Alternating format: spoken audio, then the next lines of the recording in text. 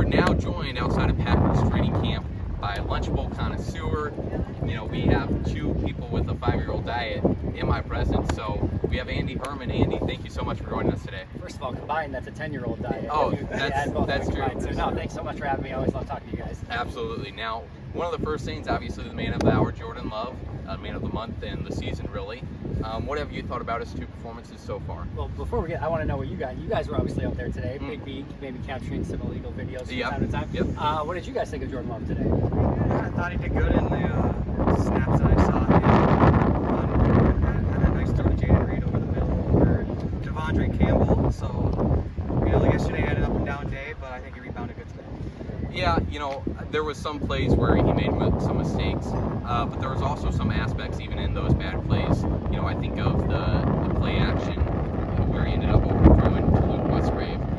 The pocket collapsed on him, and he seemed pretty comfortable in there, and then just missed Musgrave on that. So with that play and then some other ones, you know, some good throws mixed in there, and even on some incompletions, some good decision making from Jordan. Did you guys happen to see the tip ball that Devondre intercepted?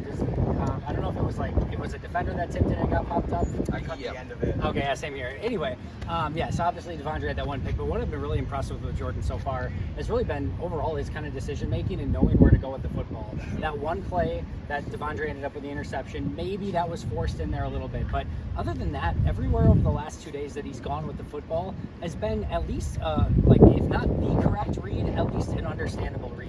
And when the defense is throwing a ton at him in the first 2 days, I think that's something to be super confident about. So it hasn't always been perfect, as you saw yesterday, some overthrows and some deep passes that ultimately fell incomplete. Obviously, he had the one ball today that gets tipped up, Devondre intercepts it. So it hasn't been picture perfect, but I've been very pleased with the fact that he's more often than not, if not all the time, like kind of going with where he's supposed to with the ball. And then you add in the Jaden Reed touchdown that you mentioned over Devondre Campbell.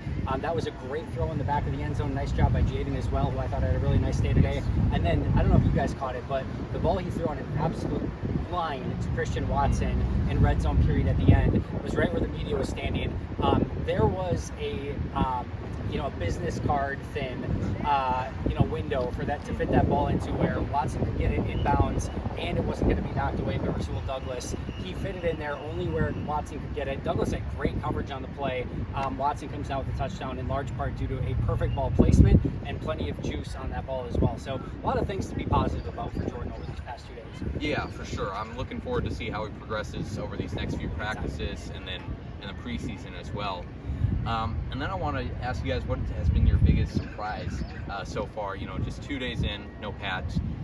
For me, I'm going to say what they're lining up at wide receiver. It seems, obviously I'd assume that Watson and Dobbs are going to be their first two guys heading into the season. But you also have, I saw Malik Heath running with the ones for a few plays in there. So interested to see what this wide receiver rotation looks like heading into the preseason. Big B, what you got? Yeah, just Luke Musgrave looks like a tight end. He looks incredible. We heard about him all offseason, the way that he looked different than all the other tight ends I've seen at training camp in the years. Yeah, I think for me, it's some of the stuff that they're throwing out there on defense. Today in goal line, they had 4 defensive linemen, with Ladarius Hamilton sort of being an extra defensive lineman, with 2 edge rushers on the outside. So kind of showed off a 6-man front. They've showed some 3 linebacker looks with Quay Walker, Devondre Campbell, Isaiah McDuffie. They've used some exotic blitz stuff.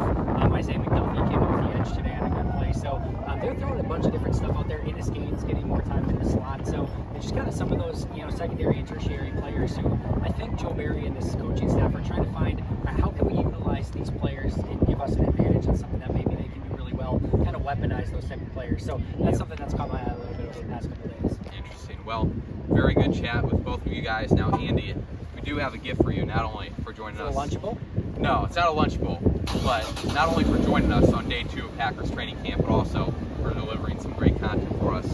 We have a Zero Sugar Sprite for you. That is beyond amazing. This is the greatest gift I think anyone's ever given. So thank you guys so much. Next time, maybe the Lunchable with the Capri Sun. Okay. I'm just totally kidding. Thank you guys.